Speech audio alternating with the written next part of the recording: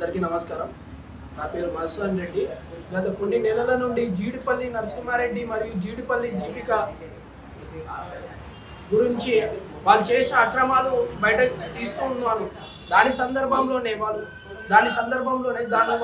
వాళ్ళు జీర్ణించుకోలేక నా పైన హత్యాయత్నం చేద్దామని ప్రయత్నాలు చేస్తున్నారు. ఇందులో భాగంగా పాతా శ్రీనివాస్ రెడ్డి అనే వ్యక్తికి సుపారీ ఇచ్చినట్టు నా దృష్టికి వచ్చింది. దానికి సంబంధించిన ఆధారాలు నా దగ్గర ఈరోజు ఉన్నాయి. అవి మీ ముందుకు తీసుకొద్దామని చెప్పి ఈరోజు వీడియో చేయడం జరుగుతుంది. అసలు ఈ పాల్దా శ్రీనివాస్ రెడ్డి ఎవరు అంటే గతంలో పంచాయత్ సెక్రటరీ గారికి సమాచార హక్కు చట్టం ద్వారా పల్వంచ గ్రామానికి సంబంధించిన సమాచారం అడిగితే ఈయన నరసింహారెడ్డి, పాల్దా శ్రీనివాస్ రెడ్డి మరియు పాల్దా రాజరెడ్డి కలిసి మా ఇంటి పైన దాడి చేయడం జరిగింది. ఎందుకు దాడి చేశారంటే దాంట్లో వీళ్ళ అక్రమ కట్టడాలు ఉన్నాయంట, అది మాకు ఇబ్బంది అవుతుంది, అది రిటర్న్ తీసుకోమని వచ్చి మా ఇంటి పైన దాడి చేశారు. తీసుకోకపోతే చంపేస్తామని బెదిరించారు. అయినా మేము వినలేము. తర్వాత మా డాడీ పోలీస్ స్టేషన్లో ఫిర్యాదు చేయడం జరిగింది. వాళ్ళ పైన పోలీసు వాళ్ళు కోర్టు పర్మిషన్తో కేసు నమోదు చేయడం జరిగింది. దాంట్లో A1 Jeedipalli Narasimha Reddy, A2 పాల్దా Srinivas Reddy, A3 పాల్దా Raja Reddy గార్ల పైన కేసు నమోదు చేయడం జరిగింది. సెక్షన్స్ వచ్చేసి 292, 351/2 రెడ్ విత్ 3/5 BNS సెక్షన్స్ కింద వీళ్ళ పైన కేసులు నమోదు చేయడం జరిగింది.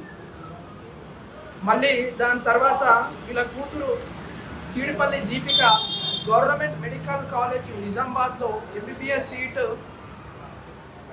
థర్డ్ ఫేజ్ కౌన్సిలింగ్ ద్వారా EWS కోటాలో సీటు పొందింది. అసలుకి వీళ్ళు EWSకి అర్హుడే కాదు. అసలు వీళ్ళకి EWS సీట్ ఎందుకు వచ్చింది, EWS సర్టిఫికేట్ ఎందుకు వచ్చింది? ఈయన ఎంపీటీసీగా పరిధిపేట నుంచి ఎంపీటీసీగా పోటీ చేసినప్పుడు ఎలక్షన్ అఫిడవిట్లో నాకు నా భార్య ఆయన జీడిపల్లి లతకు ఇద్దరికి కలిపి 12 ఎకరాల పొలం ఉందని చెప్పి సయాన ఆయన ఎలక్షన్ అఫిడవిట్లోనే పొందుపరిచాడు. 12 ఎకరాలు ఉన్నాక నీ కూతురికి EWS సర్టిఫికేట్ ఎలా వస్తుంది?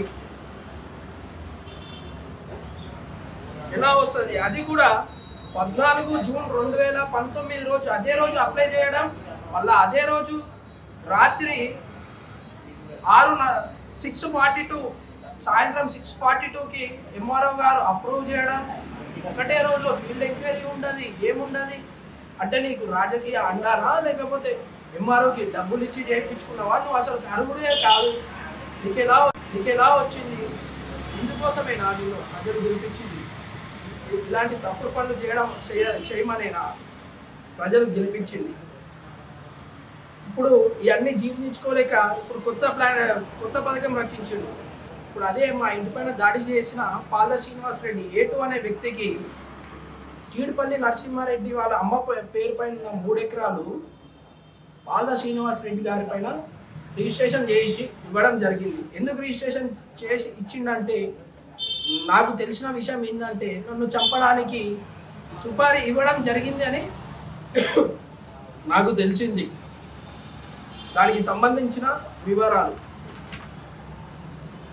ల్యాండ్ ట్రాన్సాక్షన్స్ డీటెయిల్స్, అది ఎక్కడ ఉందంటే ఆ ల్యాండ్ ఫర్దిపేట గ్రామం, పల్వంచ మండలం, కామారెడ్డి జిల్లా. సర్వే నంబర్ వచ్చేసి 392/A/1, 3 ఎకరాల 6 గుంటలు. మార్చి 14, 2024 రోజు అతనికి అమ్మిండు. నన్ను హత్య చేద్దామనే భాగంలోనే పాల్దా శ్రీనివాస్ రెడ్డికి అమ్మడం జరిగింది. ఎందుకు మరి అంత భయము? ఎందుకు నీ అక్రమాలు బయటకు తీసి ఎందుకు జీర్ణించుకోలేకపోతున్నావు? ఆ పైన దాడి చేస్తే నీకేమొస్తుంది? భయపడతాననుకుంటున్నావేమో. అసలు భయపడడం అనే ప్రసక్తే ఉండదు.